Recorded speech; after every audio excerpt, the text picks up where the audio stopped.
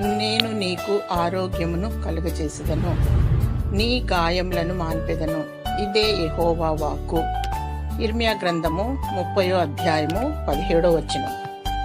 గాయములు, వేదనలు, బాధలు, శోధనలు ఎప్పుడూ మానవుని వెన్నంటూ ఉంటాయి. తద్వారా అనారోగ్యానికి గురవుతాం. 2000 సంవత్సరముల క్రితము శిలువలో మరణించి చనిపోయి సమాధి చేయబడి తిరిగి లేచినటువంటి ప్రభువు, ఆయన పొందిన దెబ్బల చేత స్వస్థత, ఆయన రక్తము ద్వారా విమోచన కలుగును. మరియు దేవుడు ఈ దినము నీకు వాగ్దానం ఇస్తున్నాడు. స్వస్థపరచు యెహోవాను నేనే అని అభయమిస్తున్నాడు.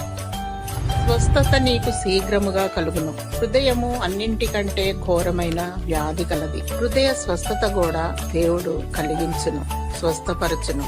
దేవుని ప్రార్థించు, శరీర స్వస్థత మరియు హృదయ స్వస్థత దయచేయును. మనము నోటితో అడిగినచో దేవుడు శీఘ్రమే తన స్వస్థత నీకు దయచేయును. యేసు నామములో తక్షణమే స్వస్థత నీకు లభించును. దేవుని స్తుతించు. దేవుడు నీకు స్వస్థతను, జీవమును అనుగ్రహించి దీవించునుగాక. ఆమేన్.